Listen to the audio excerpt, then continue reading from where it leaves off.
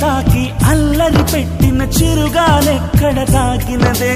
తుంటరి బయటకి ముద్దులు పెట్టి నాలో విరహం రేపినదే అందాలు రే చిలకమ్మ శ్వాసలతో నేను తడిపైనా ఆకాశంలో దాగున్నా